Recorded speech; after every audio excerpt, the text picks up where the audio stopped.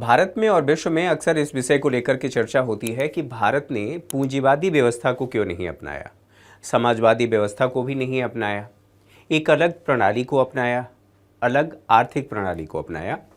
ये आर्थिक प्रणाली कौन सी है वो बाद में समझेंगे, लेकिन हमने न तो समाजवादी व्यवस्था को अपनाया है और न ही पूंजीवादी व्यवस्था को अपनाया है। तो सवाल ये है कि हमने पूंजीवादी व्यवस्था को क्यों नहीं अपनाया, उसके पीछे कारण क्या था। इन सभी बातों को समझने के लिए हमें सबसे पहले पूंजीवादी व्यवस्था के बारे में समझना होगा और उसके कैरेक्टरिस्टिक्स या विशेषताओं को समझना पड़ेगा। तब हम समझ पाएंगे कि दरअसल हमने एक अलग आर्थिक प्रणाली अपनाया तो उसके पीछे कारण क्या था। कुछ तथ्यों को समझेंगे और कुछ डेटा भी लेंगे ताकि हम अपनी बातों को और स्पष्ट तरीके से रख सकें और उसको प्रमाणित भी कर सकें। तो जैसा कि मैंने कहा, इसे समझने के लिए हमें इसकी विशेषताओं को समझना पड़ेगा। एडम स्मिथ ने एक बुक लिखी जिसका नाम है, और ये भी ध्यान रखेंगे कि पूंजीवादी अर्थव्यवस्था के जनक माने जाते हैं एडम स्मिथ। इन्होंने 1776 में एक किताब लिखी थी जिसका नाम है an inquiry into the nature and causes of the wealth of nation. संक्षेप में इसे द वेल्थ ऑफ नेशन के नाम से जाना जाता है या द वेल्थ ऑफ नेशन कह देते हैं, लेकिन पूरा आप नाम पढ़ेंगे तो ये है। फिलहाल के लिए इसी किताब से कैपिटलिस्ट इकॉनमी या पूंजीवादी अर्थव्यवस्था की नींव पड़ी। अब इसकी विशेषताएं क्या हैं? विशेषताओं में सबसे पहली विशेषता है कि निजी संपत्ति का अधिकार होता है, यानी कि मेरा अधिकार, मेरे पास निजी संपत्ति का अधिकार। हालांकि भारत में भी ऐसा नहीं है कि भारत में नहीं है, केवल अभी हम पूंजीवादी व्यवस्था के बारे में समझ रहे हैं, पूंजीवादी अर्थव्यवस्था के बारे में समझ रहे हैं। निजी संपत्ति का अधिकार होता है। इसके साथ साथ जो आर्थिक क्रियाएं होती हैं वो निजी क्षेत्र के द्वारा किया जाता है। अब सवाल आपके जहन में ये आएगा कि आर्थिक क्रियाएं कौन सी होती हैं। तो आर्थिक क्रियाएं 4 प्रकार की होती हैं: उत्पादन, उपभोग, विनिमय और वितरण। अगेन रिपीट कर रहा हूँ, उत्पादन, उपभोग, विनिमय और वितरण, ये 4 आर्थिक क्रियाएं होती हैं। तो इन आर्थिक क्रियाओं को करने का कार्य निजी क्षेत्र करता है। इसके साथ ही कीमतों का निर्धारण, अगर कोई वस्तु उत्पादित हो रही है तो उस वस्तु की कीमत कितनी होगी, इसका निर्धारण कौन करेगा। तो इस व्यवस्था में, यानी कि पूंजीवादी अर्थव्यवस्था में, कीमतों का निर्धारण बाजार की शक्तियों के द्वारा किया जाता है। अब सवाल ये है कि बाजार की शक्तियाँ किसको कहते हैं। तो बाजार की शक्तियाँ को आप ऐसे कह सकते हैं, डिमांड एंड सप्लाई को बाजार की शक्तियाँ कहा जाता है। आप एक बात सोचिए, थोड़ी देर के लिए आप किसी मार्केट में गए और आपने कहा कि भैया मुझे ये वाला मोबाइल चाहिए। उसने कहा कि ये मोबाइल अभी मेरे पास नहीं है क्योंकि कोई डिमांड नहीं करता, इसलिए हम रखते नहीं हैं। यहाँ तक बात समझ में आ गई। तो डिमांड नहीं होता इसलिए वो मोबाइल वहाँ पर उपलब्ध नहीं है। एक और एग्जाम्पल देखते हैं। पहले के समय में दिल्ली, मुंबई, कोलकाता अगर कोई बाहर कमाने जाता था तो उसका गांव में, आसपास के गांव में अगर कोई जानता था तो उसका बड़ा भाव होता था। भाव होने का मतलब उसको बड़ा रिस्पेक्ट दिया जाता था, उसको एक अलग नज़रिए से देखा जाता था। मेरे गांव के पास थोड़ी दूर पर एक गांव है और वहाँ से एक व्यक्ति गए थे मुंबई कमाने और उन्होंने वहाँ पर टिंडे की सब्ज़ी खाई और उन्हें वो सब्ज़ी बहुत अच्छी लगी। कुछ दिन बाद जब वो गाँव आए तो रौब में चौराहे पर गए और उन्होंने जितने लोग सब्जी बेच रहे थे उन सभी लोगों से पूछा, जा कर के बारी बारी से, भैया टिंडा है? उन्होंने कहा ये क्या होता है। सभी लोगों से पूछने के बाद एक व्यक्ति ऐसा था जो सब्जी बेचने वाला था, थोड़ा पढ़ा लिखा था। जब उस व्यक्ति से इन्होंने पूछा टिंडा है तो उसने कहा कि नहीं। कहा क्यों नहीं है? कहा नहीं है तो नहीं है, क्योंकि यहाँ पर कोई खाता नहीं है, डिमांड नहीं है, कोई उत्पादन करता भी नहीं है। अच्छा, तो इनके मुंह से निकला कि देश बर्बाद हो गया, टिंडे की सब्जी नहीं मिल रही है। तो टिंडे की सब्जी नहीं मिलने से इन्होंने देश को बर्बाद घोषित कर दिया। उस व्यक्ति ने कहा कि अगर आप कहेंगे तो मैं ला दूंगा, लेकिन उसके लिए आपको एडवांस देना पड़ेगा और आपको ले जाना पड़ेगा। तो उस व्यक्ति ने कहा हाँ ला देंगे। उसने कहा हाँ मैं ला दूंगा। क्यों ला दूंगा? क्योंकि आपने डिमांड किया है। तो टिंडे की सब्जी वहां पर मिल क्यों रही है? क्योंकि उन्होंने डिमांड किया है और बाजार जो विक्रेता है उसने सप्लाई कर दिया, मामला सॉल्व हो गया। यहाँ तक बात समझ में आ गई। तो बताइए सप्लाई क्यों हो रही है? टिंडे की सब्जी की सप्लाई इसलिए हो रही है क्योंकि उस व्यक्ति ने डिमांड किया है, और इसी को कहते हैं बाजार की शक्तियाँ, यानी कि डिमांड और सप्लाई, और आप ऐसे कह सकते हैं मांग और आपूर्ति को बाजार की शक्तियाँ कहते हैं। जिस वस्तु की डिमांड होगी, जितनी डिमांड होगी, बाजार उसको उपलब्ध कराएगा। अब यहाँ पर एक और बात समझने की आवश्यकता है कि जिस वस्तु की डिमांड होगी, डिमांड कौन करेगा? जो खरीदने में सक्षम है। यानी कि आप यदि खरीदने में सक्षम हैं तब आपको वो वस्तु मिलेगी। आप खरीदने में सक्षम नहीं हैं तो वो वस्तु आपको नहीं मिलेगी। इससे फर्क नहीं पड़ता कि आपकी ज़रूरत क्या है, आपकी नीड क्या है, आपकी आवश्यकताएं क्या हैं। जैसे एक व्यक्ति की आवश्यकता है कि मुझे सर छुपाने के लिए एक घर चाहिए, लेकिन वो उसकी परचेजिंग पावर इतनी नहीं है, उसकी क्रय क्षमता इतनी नहीं है, उसकी इनकम इतनी नहीं है, उसके पास पैसा इतना नहीं है कि वो उसे खरीद सके या एक घर बनवा सके। तो उसकी ज़रूरत तो है, लेकिन वो ऐसा नहीं कर पा रहा है क्योंकि उसकी क्षमता नहीं है। वो बाजार में जाकर के डिमांड कर नहीं सकता। लेकिन एक व्यक्ति डिमांड कर रहा है, एक व्यक्ति की क्रय क्षमता है, तो वो उन अपनी ज़रूरतों को पूरा कर पा रहा है। तो उसने अपनी ज़रूरत को इसलिए पूरा कर लिया क्योंकि उसकी डिमांड है। एक व्यक्ति अपनी ज़रूरतों को पूरा इसलिए नहीं कर पा रहा है क्योंकि उसकी क्रय क्षमता नहीं है।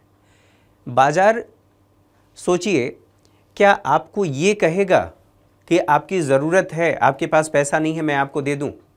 और निजी क्षेत्र, आप एक रिचार्ज करवाते हैं, रिचार्ज पहले 30 दिन का होता था, 30 दिन का महीना होता था, अब वो 28 दिन का हो गया है। क्या हम कुछ कर पाए? कंपनियों ने उसे डिसाइड कर दिया, हम कुछ नहीं कर पाए। अब 28 दिन का महीना हो गया। डिमांड है, सप्लाई हो रही है। अच्छा अब एक बात सोचिए, ये बाजार की शक्तियां, यानी कि जिस चीज़ की डिमांड हो रही है उसकी सप्लाई हो रही है, और इसको हमने बाजार की शक्तियां कहा। एक नाम हमने समझा कैपिटलिस्ट या पूंजीवादी अर्थव्यवस्था। चूंकि डिमांड और सप्लाई के आधार पर, यानी बाजार की शक्तियों के आधार पर यह व्यवस्था काम करती है, इसलिए इस व्यवस्था का दूसरा नाम है बाजार अर्थव्यवस्था या मार्केट इकोनॉमी। तो कैपिटलिस्ट या पूंजीवादी अर्थव्यवस्था का एक नाम और हमें समझ में आ गया, जिसे कहते हैं बाजार अर्थव्यवस्था। वजह यह है कि बाजार की शक्तियों के द्वारा यह संचालित होता है, इसलिए इसका नाम हो गया बाजार अर्थव्यवस्था। यहां तक बात समझ में आ गई। कीमतों का निर्धारण क्या व्यक्ति कर रहा है? नहीं। जिस वस्तु की जितनी डिमांड है उसकी कीमतें उतनी बढ़ेंगी। जिस वस्तु की, अगेन रिपीट कर रहा हूं, जिस वस्तु की जितनी डिमांड है, सप्लाई उसके अकॉर्डिंग कम है, उसकी कीमतें बढ़ जाएंगी। तो व्यक्ति नहीं डिसाइड कर रहा है, डिसाइड कौन कर रहा है? बाजार की शक्तियां। यहां तक चीजें क्लियर हैं। अब एक बात सोचिए, एडम स्मिथ ने कहा था कि सरकार को ये डिमांड और सप्लाई, मतलब बाजार में हस्तक्षेप नहीं करना चाहिए, बाजार की शक्तियों को अपने तरीके से काम करने देना चाहिए। सरकार का काम है, सरकार का काम बिजनेस करना नहीं है, सरकार का काम आर्थिक क्रियाओं का नहीं है, सरकार को वेलफेयर स्टेट के रूप में काम करना चाहिए। सरकार इन मामलों में दखल ना दे। अर्थात संक्षेप में कहूं तो उन्होंने कहा कि सरकार को इसमें हस्तक्षेप नहीं करना चाहिए, और संक्षेप में कहूं तो अहस्तक्षेप की नीति का पालन करना चाहिए। तो सरकार चूंकि इस व्यवस्था में हस्तक्षेप नहीं करती है, अर्थात अहस्तक्षेप की नीति अपनाती है, इसलिए इसे मुक्त अर्थव्यवस्था भी कहते हैं। तो पूंजीवादी अर्थव्यवस्था के तीन नाम हमने समझ लिए, एक पूंजीवादी अर्थव्यवस्था, एक बाजार अर्थव्यवस्था, और तीसरा हमने मुक्त अर्थव्यवस्था, क्योंकि इसमें सरकार का इंटरवेंशन या हस्तक्षेप नहीं होता। अब निजी क्षेत्र इसमें काम कर रहा है, निजी क्षेत्र काम कर रहा है, ठीक बात है, लेकिन निजी क्षेत्र के बारे में थोड़ा सा सोचिए कि ये किस लिए काम कर रहा है? अपने लाभ के उद्देश्य से काम कर रहा है। और अगेन जो मैंने कहा उसको रिपीट कर रहा हूँ कि निजी क्षेत्र अपने लाभ के लिए काम कर रहा है, तो उसको इससे कुछ मतलब नहीं है कि आपकी ज़रूरत है या नहीं है, आपकी नीड है, सप्लाई हो पा रही है या नहीं। उसको इससे मतलब है कि आपने डिमांड किया है, हम उसको दे रहे हैं। एक एग्जाम्पल और बताता हूँ। एक दिन मैं एक दुकान पर गया, चाय पिया। एक अंकल चाय बना रहे थे। मैंने उनसे कहा कि अंकल मुझे चाय दे दीजिए, मुझे ठीक है। उन्होंने अलग से थर्मस में चाय रखा था, वहाँ से एक कप मुझे चाय दे दिया। चाय ठंडी थी तो मैंने कहा कि अंकल आपने चाय ठंडी दे दी, चाय पीने का कोई मतलब नहीं रहा, दोबारा दूसरी चाय दे दीजिए। तो दूसरा चाय उन्होंने बनाया, मैंने वेट किया, उन्होंने दे दिया। ठीक है, मेरी ज़रूरत थी, मैंने इंतज़ार किया। देने के बाद चाय 10 रुपये की एक थी, मेरे पास 8 रुपये चेंज थे, 500 रुपये का मेरे पास नोट था, बाकी ऑनलाइन पेमेंट का ऑप्शन था, लेकिन मैंने कहा कि शायद ये हो जाए, मैंने वही दे दिया। उनको गिना नहीं, मुझे लगा कि 10 रुपये होगा। उस अंकल ने ये कहा कि ये 8 रुपये ही हैं, 10 रुपये नहीं हैं। ठीक है, यानी कि आपने चाय पी है तो आपको पेमेंट करना पड़ेगा। अब वो बाजार हैं, ठीक है, वो कौन है? विक्रेता है और मैं क्रेता था। अब बताइए, उन्होंने कहा कि 2 रुपये और चाहिए। 2 रुपये और चाहिए का मतलब उनकी वजह से भले ही मेरा 10 रुपये नुकसान हो गया, लेकिन उनको इससे कोई मतलब नहीं है कि आपके पास 2 रुपये नहीं हैं तो आप नहीं देंगे, इसका कोई मतलब नहीं। आपको 10 रुपये देना है तो देना है, यानी कि आपकी नीड से कोई मतलब नहीं है। यहाँ तक बातें और स्पष्ट हो गई होंगी। अब एक बात सोचिए, ये सारे कैरेक्टरिस्टिक्स समझने के बाद, विशेषताओं को समझने के बाद, अब आते हैं कि स्वतंत्रता के समय, स्वतंत्रता के बाद, उससे पहले तो अंग्रेजों की व्यवस्था थी। 200 वर्षों तक अंग्रेजों ने भारत पर शासन किया, लगभग 200 वर्षों तक उनकी व्यवस्था थी भारत में। तो हम आर्थिक प्रणाली का निर्धारण नहीं कर पा रहे थे। लेकिन जब भारत स्वतंत्र हुआ 1947 में, तो हमने अपने लिए आर्थिक प्रणाली का निर्धारण किया। कौन सा था वो कमेंट करके आप बताएंगे, कौन सी आर्थिक प्रणाली है वो आप लोगों को बताना है। फिलहाल के लिए अपनी बातों को और अच्छे से प्रमाणित करने के लिए, तथ्यों को प्रमाणित करने के लिए, स्वतंत्रता से पहले की जो राजस्व प्रणाली है उसको समझना ज़रूरी है, और स्वतंत्रता के समय हमारी कैसी आर्थिक स्थिति थी, देश की अर्थव्यवस्था के क्या हालात थे, उनको भी समझना ज़रूरी है। आप लोगों ने इतिहास में पढ़ा होगा कि राजस्व की 3 प्रणालियाँ थी। एक को हम कहते हैं जमींदारी व्यवस्था, रैयतवाड़ी व्यवस्था और महालवाड़ी व्यवस्था। इन तीनों व्यवस्थाओं में जो सबसे अधिक शोषण हुआ किसानों का, वो जमींदारी व्यवस्था थी, क्योंकि अंग्रेजों ने जमींदारों से ये ज़रूर कह दिया था कि मुझे इतना वार्षिक चाहिए, लेकिन अंग्रेजों ने ये नहीं कहा था कि आप किसानों से कितना लेंगे, और जमींदारों ने किसानों से अंधाधुंध लिया और उनका शोषण किया। तो एक तो ये बात है, चूंकि मुझे उसमें इतिहास में नहीं जाना, केवल मुझे उसकी चर्चा करनी है, इसलिए मैं संक्षेप में उसे बता रहा हूँ। बाकी उस पर डिस्कशन करने के लिए अलग से टॉपिक हो सकता है। तो राजस्व की 3 प्रणालियाँ थी, जमींदारी व्यवस्था, रैयतवाड़ी और महालवाड़ी व्यवस्था। तीनों ने किसानों का खूब शोषण किया, और उसी शोषण का परिणाम था कि गरीबी का दुष्चक्र हमारे देश में शुरू हो गया। और गरीबी का दुष्चक्र यानी कि एक पीढ़ी, जैसे मान लेते हैं मेरे पिताजी गरीब थे, मैं भी गरीब रहा, क्योंकि क्षमता इतनी नहीं थी। हालांकि कहने के लिए ज़रूर कह दिया जाता है कि आप गरीब घर में पैदा ज़रूर हुए हैं, वो आपकी गलती नहीं है, आप गरीब मर गए ये आपकी गलती है, ये भी बात सही है, लेकिन गरीबी का दुष्चक्र भी समझना ज़रूरी है। तो गरीबी का दुष्चक्र ये बना रहा, यानी एक पीढ़ी से दूसरी पीढ़ी में ट्रांसफ़र होता रहा। अब थोड़ा सा गौर करिए कि उस समय, यानी कि स्वतंत्रता के समय, हमारे देश में जो प्राथमिक, द्वितीयक और तृतीयक क्षेत्रक है, और संरचना की बात करें, सभी क्षेत्रकों की बात करें, कुछ डेटा की बात कर लें। प्राथमिक क्षेत्र की बात करें तो कृषि क्षेत्र, आप प्राथमिक क्षेत्र उसको कहते हैं, ठीक है। हमारा जो उस समय भौगोलिक क्षेत्र था, यानी कि कुल भौगोलिक क्षेत्र के लगभग 43% भाग पर ही कृषि कार्य होता था, और कुल श्रम शक्ति का, जो उस समय 1947 में था, कुल श्रम शक्ति का लगभग 70% आजीविका के लिए कृषि कार्य पर निर्भर था। अब आप समझ सकते हैं 30% में द्वितीय क्षेत्रक और तृतीय क्षेत्रक, यानी कि द्वितीय क्षेत्रक विनिर्माण सेक्टर कह सकते हैं, और तृतीय क्षेत्रक यानी कि सेवा क्षेत्र कह सकते हैं, ये इसमें बाकी सभी समाहित थे।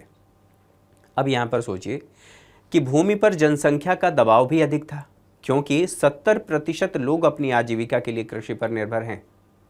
औद्योगिक क्षेत्र का विकास नहीं हुआ है क्योंकि विऔद्योगीकरण की नीति अंग्रेजों ने अपनाया था। विऔद्योगीकरण का मतलब यह है कि जो हमारे कुटीर उद्योग थे, शिल्प उद्योग थे, अंग्रेजों ने उन्हें बर्बाद कर दिया और नए उद्योगों की स्थापना नहीं हुई। कुछ एक आध उद्योगों की स्थापना हुई, लेकिन वह भारतीयों के द्वारा किया गया था। फिलहाल के लिए वो इतना सफिशिएंट नहीं था कि उसमें बड़े पैमाने पर लोगों को रोजगार मिल सके। तो उसे यानी कि जो पुराने उद्योग धंधे थे, जो कुछ भी प्रचलित थे, उनको समाप्त किया जा रहा है, उनको बर्बाद किया जा रहा है, नए उद्योगों की स्थापना नहीं हो रही है, तो उसे कहा जाता है विऔद्योगीकरण। यहाँ तक बातें क्लियर होंगी। तो विऔद्योगीकरण की नीति अपनाई गई। हम उस समय केवल कच्चे माल का उत्पादक रह गए। हम नील का, कपास का उत्पादन कर रहे हैं और वो उत्पाद ब्रिटेन जा रहा है। ब्रिटेन में औद्योगिक क्रांति हो गई है और उस औद्योगिक क्रांति के परिणाम स्वरूप वहाँ पर मशीनों के द्वारा अब कपड़े निर्मित हो रहे हैं और वही निर्मित माल भारत आ रहा है, उनका हम उपभोग कर रहे हैं, उनके लिए हम खरीदार हैं। तो हम कच्चे माल का निर्यातक हैं और निर्मित माल के उपभोक्ता बन गए। तो हमारी निर्भरता ब्रिटेन पर थी, निर्मित वस्तुओं को लेकर के अधिकांश संदर्भों में हमारी निर्भरता वहाँ थी।